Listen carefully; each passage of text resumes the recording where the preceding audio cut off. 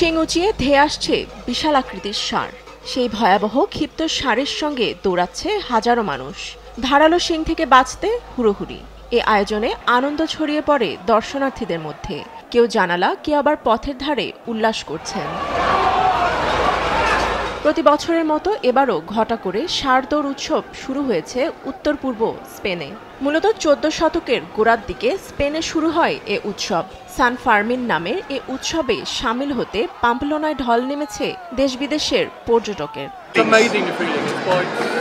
এটি অসাধারণ অনুভূতি। সব সুন্দর মনোভাবের মানুষকে দেখাও আনন্দের।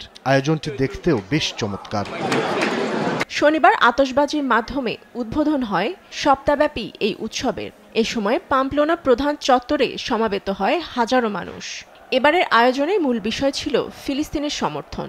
গণহত্যা বন্ধ করো, ফিলিস্তিনকে মুক্ত করো স্লোগানে সূচনা হয় অনুষ্ঠানের।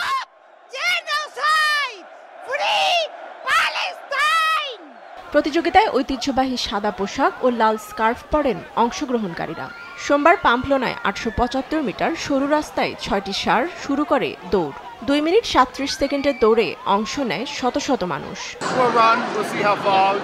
আমরা দৌড়াবো, দেখা যাক কত দূর দৌড়াতে পারি। আমার মনে হয় আমি যথেষ্ট অনুশীলন করেছি। আশা করি দেয়াল ও ষাঁড়ের মধ্যে আটকে যাব না। জরুরি পরিষেবা জানায় 6 জন মানুষ আহত অবস্থায় হাসপাতালে ভর্তি হয়েছে। তবে এবার মারাত্মক ক্ষতবিক্ষত হয়নি কেউ। ফাতেমা তাসনিম, নিউজ ডেস্ক, দেশ টিভি।